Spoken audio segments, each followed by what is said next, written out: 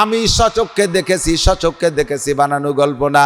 কাকরাইল মসজিদে গেছি, সব সাথীদেরকে শুয়াই দিয়া আল্লাহর বান্দা সাদা কাপড় পরতেন, এহরাম অবস্থায় থাকতেন, সব সময় সাদা একটা পরতেন, আশিলাই লুঙ্গি, সাদা একটা কাপড় গায়ে রাখতেন, আর একটা কাপড় মাথায় রাখতেন। রাতের বেলায় সব সাথী কাকরালি সবাইরে শুয়াই দিয়া দরজার কাছে আল্লাহর বান্দা হাত মাথার নিচে দিয়ে শুয়ে থাকতেন গরমকালে। কত মানুষ না জানে শুনা উঠতে বসতে যাইতে আসতে পায়ে লাথি মারতেন, নড়াচড়া করতেন না, নিজেকে নিজে বুঝাইতেন। ও ইঞ্জিনিয়ার আব্দুল মুকিত, উনার ড্রয়িংয়ে কি বলা হয়, ইঞ্জিনিয়ার আব্দুল মুকিতের ড্রয়িংয়ে কমলাপুর রেল স্টেশন, উনার প্ল্যানে Kamalapur rail station, Jeddah airport বানাইছে ইঞ্জিনিয়ার আব্দুল মুকিতের ইঞ্জিনিয়ারিং প্ল্যানে। সারা পৃথিবীর বাছাই করা কয়েকজন ইঞ্জিনিয়ারের একজন ইঞ্জিনিয়ার আব্দুল মুকিত। তার বাড়ি আলিশান বিল্ডিং, ঘরে কোনো তার অভাব নাই। খেসরা রঞ্জুর সাজো জারে জার तातुरा बीरू कुना दज इश्तेहार मैं बदी में आप हो अपनी मिसाल फेले बदो बद ख्यालो बद খিসাল। ও আব্দুল মুকিত, তুমি কি, তুমি তো আজ থেকে কিছুদিন আগে কোনো উল্লেখযোগ্য কিছু ছিলে না। হাল আতাল ইনসারে হিদুম মিনাদ দাহরি লাম ইয়াকুন শাইআম মাযকুরা, তোমার নামগন্ধ দুনিয়ায় ছিল না। ও আব্দুল মুকিত, তুমি মা বাবার পেটের ভিতর দিয়ে বীর্য হইয়া দুনিয়ায়, বীর্যের মাধ্যমে দুনিয়ায় আসছো। তুমি এমন নাপাক ছিলা, বাপের ঔরস থেকে বেরোনোর পরে তোমার বাপের শরীরটা নাপাক করে গোসল পর্যন্ত ফরজ হয়ে গেছে, এমন নিকৃষ্ট। আজকে তুমি ইঞ্জিনিয়ার হইছো বিদায় বড় কিছু হয়ে গেছো, না তুমি কিছু হও নাই। এখানে শুয়ে থাকো, এখানে শুয়ে থাকো। কাকরালির মসজিদের মুসল্লিরা তোমার লাথি মারুক, এইটা তোমার জন্য শিক্ষা। মান তাযা লিল্লাহ রাফাহুল্লাহ, বিশ্ব আমিরদের, বিশ্ব নেতাদের, তবলিগের নেতাদের বৈঠকের ভিতরে উনি আলেম না, কোনো মাওলানা না, একজন জেনারেল শিক্ষিত হইয়া সারা পৃথিবীর 6 জন তবলিগের সেরা মুরব্বী যদি কোনো বৈঠক হয়েছে, তার ভিতরে আব্দুল মুকিত সাহেব একজন। এত বড় শিক্ষিত, এত বড় ধনী হইয়া নিজেরে মিটাই দেছে। ও জেনারেল শিক্ষিত ভাই, তুমিও নিয়ত রাখো, আল্লাহ যদি আমার ইঞ্জিনিয়ার বানায়, আমার কর্ম সব কিছু দিয়ে আমি এভাবে তবলিগের পিছনে সময় লাগাবো, আমি এমন একজন মানুষ হব, তাহলে তোমার জেনারেল লেখাপড়া সব এবাদতে পরিণত হবে, এবাদতে পরিণত হবে। তুমি নিয়ত রাখো, আমি যদি এমপি হতে পারি, তাহলে হযরত খলিফাতুল মুসলিমিন ওমর ইবনে খাত্তাবের মতো এমপিগিরি করব। আমি যদি এমপি হতে পারি, ওমর ইবনে আব্দুল আজিজের মতো এমপিগিরি করব। আমি যদি কি বলা এমপি হইতে পারি, তাহলে উসমানের মতো, আলীর মতো, এরকম আমাদের পূর্বপুরুষ বাদশাহ হারুন রশিদ, বাদশাহ শাহজাহান, বাদশাহ আলমগীর রহিমাহুমুল্লাহ, এই সমস্ত বড় বড় জলিলুল কদর আলেম খলিফারা যেমন ছিল, আমিও রাষ্ট্রটারে ওইভাবে পরিচালনা করব। তাহলে সারা জীবন ভরে যত রাজনীতি করবা সব তোমার ইবাদতে পরিণত হবে। কষ্ট হচ্ছে? পোশাক পরবা, এদিক উলট পালট করে কই জানলে যেটা মনে আসে, পোশাক পরবেন, এই পোশাক আপনার ইবাদত। যদি পোশাকটা হয় নবীওয়ালা পোশাক। আমার নবী তো জীবন ভরে জিন্সের প্যান্ট পরতেন। হ্যাঁ, আরে পরতেন, বিয়ের দিন তো পরছেই, পাশা বের করা প্যান্ট পরে নবী বিয়ে করতে গেছেন। তাই তুমি তা পরেন কে? ধরা খাইছে এই জায়গা। এই সুন্নতের খিলাফ, আমি বলতে গেলে সময় বেড়ে যাবে, সময়ও নাই। সুন্নতের তরক করতে কষ্ট, বোঝেন? আমার প্রিয় যুবকরা, তোমরা আমার বন্ধু, তোমরা বেশি শুনবা। সুন্নত আমল করতে সহজ, সুন্নতের মধ্যে শান্তি, সুন্নতের ছাড়তে কষ্ট। এই যে আমি পায়জামা পরছি, এর নিচে কোনো ছোট বড় কিছু ভরা লাগে না, লুঙ্গির মতো ঢিলা ঢালা। নিচেই বসতে দেবেন, ওকে। চেয়ারে বসতে হবে, ওকে। টেবিলের পর উঠে বসতে হবে, হ্যাঁ পারি। আর তুমি যা ভরিয়ে গেছো, চেয়ার না দিলি তুমি বসতেই পারো না। নিচে যদি খাবারের ব্যবস্থা, এই উড়াই মুড়াই কোনো মতে টাইনি টুনি বইছে, এরপরে নিজেরই লজ্জা লাগতেছে, জাগা মতো 2 হাত দিয়ে সারি থইছে। বললে কে, যা বললি মানুষের সামনে যাওয়া যায় না। পরে হাঁটার পরে কত কষ্ট, পেশাব করতে বসতে বলছি, ওদের বসলি আর আরো টাইট হয়ে যাবে না, পেশাব বেরোবে না, এমন টাইট হয়ে গেছে পেশাব বেরোয় না। তাহলে যা ভরে তোমার দাঁড়াই মতো লাগে কুত্তর মতো, তুমি যা ভরবা কে? কতক্ষণ কুত্তয়ে দাঁড়ায় মতো, তুমি ওই প্যান্ট পরলে দাঁড়ায় মতো লাগে, তাহলে তুমি তা পরবা কে? কত অশান্তি কতক্ষণ। আল্লাহর রহমতে ঢিলা ঢালা জামা পরি, ঢিলা ঢালা পায়জামা পরি, চলতে ফিরতে উঠতে বসতে কত মজা। বাড়ি এটা খারাপ দেখা যায় তাও যায় না। আমি তো কালা মানুষ, আমার সুরত চেহারা নাই, তাইতে আমি যত সাজি তত খারাপ দেখা যায়। এই হুজুরকে দেখছেন কি সুন্দর, চাঁদের মতো চেহারা, এই পোশাকে কেমন সুন্দর লাগে। তোমার যদি বেশি পছন্দ নয়, কমপক্ষে তোমার ওই পোশাক মরার সময় পরায় পাঠাই দেবো। বাইসে থাকতে পড়লে না, মরার সময় তোমার পাঞ্জাবি পরাই দেবো, তবে ওই পাঞ্জাবিতে সেলাই দেবো না, সেলাইটা পরিয়ে যাওয়া লাগবে। একটা পকেটও থাকবে না যে চাইলে না পয়সা নিয়ে কবরে যে বিড়ি কিনে খাওয়া, খালি হতে পাঠাই দেবো। প্রত্যেকটা সুন্নতের আমলের মধ্যে শান্তি। দাড়ি কাটতে আরাম না রাখতে আরাম? বোঝেন নাই? রাখতে কষ্ট না কাটতে কষ্ট? সত্যি কথা কোন তো, রাখতে কষ্ট না কাটতে কষ্ট? রাখাচ্ছি তো, রাখা হয়ে গেছে, আরো কত সুন্দর। আর দিয়ে দেন, এর চাপ দিয়ে দেন, ফোম স্পঞ্জ করে। এই দাড়িকে কোনো জায়গা ছোঁয়া লাগলে সেও খুশি হবে, নরম, ঠিক না? আর দাড়ি কাটার সময় যত ভালো ধারালু ব্লেড দিয়ে কাটেন, ব্যথা একটু করবেই। আর যদি সেলুনিতে কাটান আর আপনার পয়সা দেওয়ার অভ্যাস না থাকে, সেলুনি যদি ফাঁকি ফুঁকি দেন, তাহলে ও নাপিত আপনার ভালো ব্লেড দিয়ে চাইছে দেবে না। বেলেট একখান ধরছে, খরাত খরাত খরাত খরাত শব্দ হচ্ছে, মুখ লাল হয়ে গেছে। কি এরি ছাগল চুলিস নাকি? কটা হাত মানে 10টা আবার নতুন বেলেট। এই বেলেট দিয়ে 3-4 জনের শেভ করছে, 5-6 জনের বগল সাফ করছে। এই বেলেট কি আর বেলেট আছে, হয়েছে কাশি হয়ে গেছে।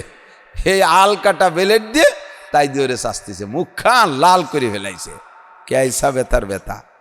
এরবারে কাটিয়ে কুটিয়ে ছাড়িয়ে দিছে। একদিন পরে একটু আগা বেরোই না, এই মুখ দিয়ে জারে ডলা দেবেন, সিরিজ কাগজের মতো ঝুলিয়ে যাবে। কারে দেবেন সেটা আপনার ব্যাপার, জারে ডলা দেবেন। তাহলে এ কাটতেও কষ্ট, কাটার পরেও কষ্ট।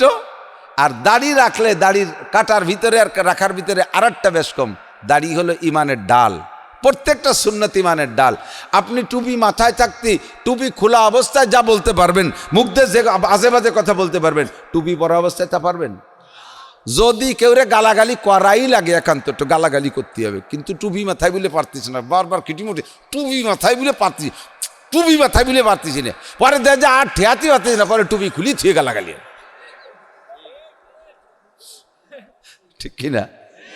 তাহলে এই টুপি সুন্নাত, এটা ইমানের ডাল, জবানকে কন্ট্রোল করছে, ঠিক না? দাড়ি কাটা অবস্থায় যা বলতে পারছেন আর যা করতে পারছেন, দাড়ি রাখলে কি তা পারা যায়? দাড়িতে বিবেক রে আটকায় ফেলে, না একজন দাড়িওয়ালা মানুষ এই মেয়েটার দিকে এইভাবে তাকাবো, মানসিক কি কবে না? একজন দাড়িওয়ালা মানুষ, আমি এই ভাষা ব্যবহার করবো, মানসিক কি কবে? এই মানসির ভয়টা হলিও ভিতরে আছে, এটাই ইমানের লক্ষণ, এটাই ইমান। এই দাড়িতে আপনাকে অনেক কিছু থেকে কন্ট্রোল করে ফেলাইছে। মাথায় টুপি পাগড়ি জুব্বা, এই অবস্থা কি কোনো একটা সুন্দরী মেয়ের হাত ধরে আটা যায়? পরের একটা মেয়ের রাস্তায় দিয়ে আসছে, এই বলে হাত ধরলেন, পারবেন? কিন্তু যুবকরা তো কত কত কত কত কিছু ধরতেছে, অথচ একজন দাড়ি টুপিওয়ালা মানুষ একটা মেয়ের গায়ে হাত দিতে পারবে না, কারণ ওই যে টুপি পাগড়িতে তারা ঠেয়ে ফেলে। প্রত্যেকটা সুন্নত ইমানের ঢাল, প্রত্যেকটা সুন্নত ইমানের ঢাল, ঠিক না? আল্লাহু আকবার। এই জন্য বলছি এবাদত সংক্ষেপে নিয়ে আসছি। এবাদত হলো যা আল্লাহর হুকুম নবীর তরিকায় পালন করবেন, ওইটা দুনিয়ার কাজ হলিও আপনার ইবাদত হবে। এই যুবক, জামাটা পরবা, ডান হাত আগে ঢুকাও, বাম হাত পরে ঢুকাও, বোতামটা লাগাও, পরাও হবে, এবাদতও হবে, সুন্নত হয়ে যাবে। বাম হাত আগে ঢুকাবা, ডান হাত পরে ঢুকাবা, বোতাম লাগাবা, পরা হবে, ইবাদত হবে না। প্যান্ট পাজাবার মধ্যে ডাইন পা আগে ঢুকাও, বাম পা পরে ঢুকাও, বেল্ট লাগাইয়া দাও, পরাও হবে, ইবাদত হবে, 100 শহীদের সওয়াব পাইবা। আর বাম পা আগে ঢুকাইয়া ডাইন পা পরে ঢুকাবা, পরা হবে, ইবাদত হবে না। জুতোর মধ্যে ডাইন পা আগে ঢুকাও, বাম পা পরে ঢুকাও, পরা হবে, ইবাদত হবে। বাম পা আগে ঢুকাইলা, বাম পা ডাইন পা পরে ঢুকাইলা, পরা হবে, ইবাদত হবে না। বিস্কুট কান খাইবা, ডান হাত দিয়ে খাইবা বিসমিল্লাহ কইয়া, খাওয়াও হবে, ইবাদত হবে। বিস্কুট খাট বাম হাত দিয়ে খাইলা, বিসমিল্লাহ বললে না, এবার খাওয়া হবে, শুধু ইবাদত হবে না, এটা হবে শয়তানি। কথা কি বোঝা যাচ্ছে? কথা বলেন। আপনি দস্তারখান ছাড়া খানা খাবেন, খাওয়া হবে, ইবাদত হবে না। দস্তারখান বিছে খানা খাবেন, খাওয়াও হবে, ইবাদত হবে, খাওয়াও হবে, ইবাদত হবে। এইভাবে আমার সব কামকাজকে ইবাদত বানায় নেব। আমাদের আল্লাহ আরশে আজিমে আছে, ওয়াসিয়া কুরসিয়্যুহুস সামাওয়াতি ওয়াল আরদ, বিশাল একটা কুরসি, একটা চেয়ার, আসমান জমিনের উপরে বেষ্টন করে আছে। এত বড় চেয়ার আমাদের আল্লাহর। আল্লাহ পাক যেমন তার শানও তেমন, তার চেয়ারও তেমন, তার বসাও তেমন। আমার ওইটা বিবেকে ধরবে না, আমার ওইটা আন্দাজ করাও সম্ভব না। আমি এক কথায় বিশ্বাস করব, আমানতু বিল্লাহি বলি, আমানতু বিল্লাহি কামা হুয়া বিআসমাইহি ওয়া সিফাতিহি। আমি আমার আল্লাহকে বিশ্বাস করি। কেমন বিশ্বাস করো? তোমার আল্লাহ কি হাতির মতো? কয় তা জানি না। তোমার আল্লাহ কি বাঘের মতো? তাও জানি না। তোমার আল্লাহ কি কালীর মতো? তাও জানি না। তোমার আল্লাহ কি দুর্গা সরস্বতী লক্ষ্মীর মতো? তা বলতে পারি না। তোমার আল্লাহ কি লাত উজ্জা মানাত আর হবলের মতো? কয় তাও বলতে পারি না। কামা হুয়া, তিনি যেমন তেমনই। বলেন তিনি যেমন তেমনই। আমার এই চোখ দিয়ে সেটাকে দেখাও সম্ভব না দুনিয়ায় থাকতে। আমার এই বিবেক দিয়ে তাকে আয়ত্তে আনাও সম্ভব না। আমি এক কথায় বিশ্বাস করি, কামা হুয়া, তিনি যেমন তেমন। তবে তার শান সব চাইতে বড়। আমি যদি তার শুকর আদায় করি, আমার লাভ। লা ইন শাকারতুম লা আযীদান্নাকুম। মালিক আমারে বলে দিয়েছেন, তুমি আমার যে নিয়ামতের শুকর আদায় করবা, আমি ওই নিয়ামত বাড়িয়ে দেব। মুতলাক সাধারণ শুকর বলে বলা হয়েছে আয়াতের ভিতরে, যে তুমি শুকর আদায় করলে নিয়ামত বাড়িয়ে দেব। শুধু শুধু আলহামদুলিল্লাহ পড়লাম, এটাও শুকর। বাকি যদি এক একটা নিয়ামতকে টার্গেট করে বলি, ভালো পানি পান করলাম আলহামদুলিল্লাহ, ভালো পানি বেড়ে যাবে। ভালো ফল খাইলাম আলহামদুলিল্লাহ, আরও ভালো ফল বেড়ে যাবে। ভালো মাছ খাইলাম আলহামদুলিল্লাহ, মাছ বেড়ে যাবে। ভালো গোশ খাইলাম আলহামদুলিল্লাহ, গোশও বেড়ে যাবে। সুন্দর একটা মাহফিলের বয়ান শুনলাম আলহামদুলিল্লাহ। এখানে আমি যতক্ষণ বসে থাকবো, যতগুলো কথা শুনবো, প্রত্যেক এক একটা কথার বিনিময়ে আমাকে 60 বছর নফল নামাজ ও রোজার নেকি দান করা হবে। কাজেই মাহফিলটা আমার নিয়ামত, মাহফিল আমার নিয়ামত। এই মাহফিলের পর শুকর আদায় করি আলহামদুলিল্লাহ। বিগত হাজারো বাধা বিপত্তির উপরে, বাধা বিপত্তির ভিতর দিয়ে মাহফিল করেছি, কষ্ট দুঃখ ভিতরে নিয়ে আমরা শুকর আদায় করেছি মাহফিলে আসতে পেরে আলহামদুলিল্লাহ। তাই তো আল্লাহ আমাদের নিয়ামত বাড়ায় দিয়েছে। আমাদের মাহফিলের থেকে সব নিষেধাজ্ঞা উঠে গেছে। কথাক্ষণ ঠিক না? একটু চোখে হাত আঙ্গুল দিয়ে ধরাই দিলাম যে নিয়ামতের শুকর আদায় করলে নিয়ামত বাড়ে কিভাবে। বিগত সময় কয়েক বছর যাবৎ আমরা উন্মুক্ত মাহফিল করতে পারি নাই, মনের উপরে বড় প্রেসার ছিল। তারপরও যতটুকু করছি মাহফিল আইসা আমরা উলামায়ে কেরাম আপনাদেরকে দিয়ে শুকর আদায় করাইছি, বলি আলহামদুলিল্লাহ। আর সেই আলহামদুলিল্লাহর বিনিময়ে আল্লাহ নিয়ামত বাড়াই দিছে। এখন আমাদের কোনো বাধ্যবাধকতা নাই। এটাই হলো নিয়ামত বাড়ানোর একটা আলামত।